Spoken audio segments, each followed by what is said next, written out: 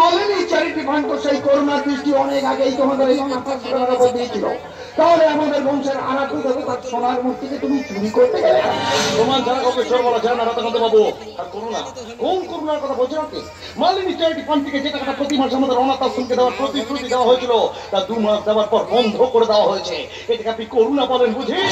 2 মাস মানে? মালিনী দেবী তো প্রতি মাসে তোমাদের এই অনাথ আশ্রমের জন্য চেক সই করে দেয়। এবার আপনার মালিনী দেবী কি করে তোমার জানা নেই, কিন্তু যারা কথা দিয়ে কথা রাখে না তাদের মিথ্যাবাদী বলা হয়। শিবা, তুমি জানো তুমি কার দিকে আঙুল তুলে কথা বলছো? কেন গায়ে লেগে গেল বুঝি? আমারও গায়ে লেগেছে যখন আমার চাচাকে আপনাদের ওই কৈলাসপুর গ্রাম থেকে ঘাট ধাক্কা দিয়ে বার করে দিচ্ছিল আপনার প্রিয় এমএলএ রাগিনী রায় চৌধুরী। আমারও গায়ে লেগেছিল রাধাকান্ত বাবু যখন প্রতিশ্রুতির টাকা চাইতে গিয়ে এই মানুষটাকে আপনার ছেলে ভিখিরির বাচ্চা বলে সম্বোধন করেছিল। আমারও গায়ে লেগেছিল রাধাকান্ত বাবু।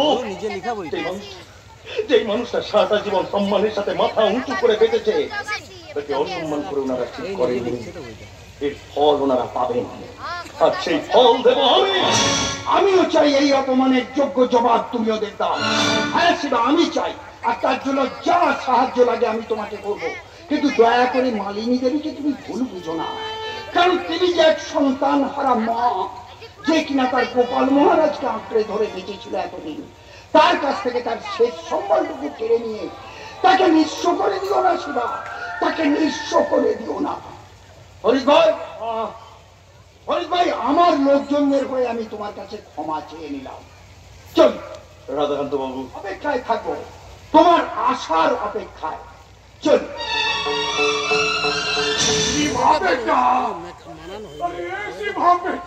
তুই সত্যি করে বল না রে বেটা, ওখানে রাজপুরের দেবতাকে কিন্তু আচ্ছা, ওই গোপাল মহারাজকে আমি চুরি করেছি। আল্লাহ, এ তুই কি করেছিস রে বেটা? এ যে পাপ।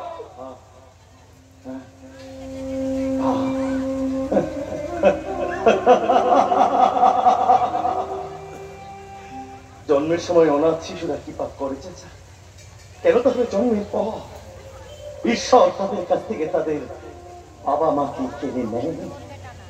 কেন জীবনের প্রত্যেকটা মুহূর্তে তাদের অনাথ বেচম্বা বলে ডাকা হয়? সদ্যজাত শিশুদের কি পাপ থাকতে পারে চাচা? তারা তো নিজেরা চায় না এই পৃথিবীর বুকে আসতে।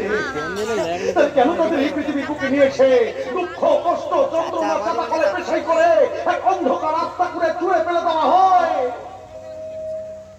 যাদের জীবনটাই একটা মস্ত বড় পাপের কারাগারে বন্দী, তাদের গায়ে আর কি পাপ লাগতে পারে চাচা?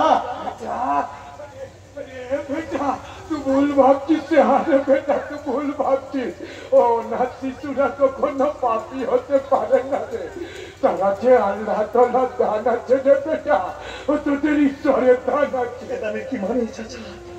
এ দানের কি মানে? যেখানে মায়ের স্নেহ, মায়া, মমতা, ভালোবাসার বাঁধন থাকে না বাবার দেওয়া বিশ্বাস আর আশ্রয় চোর।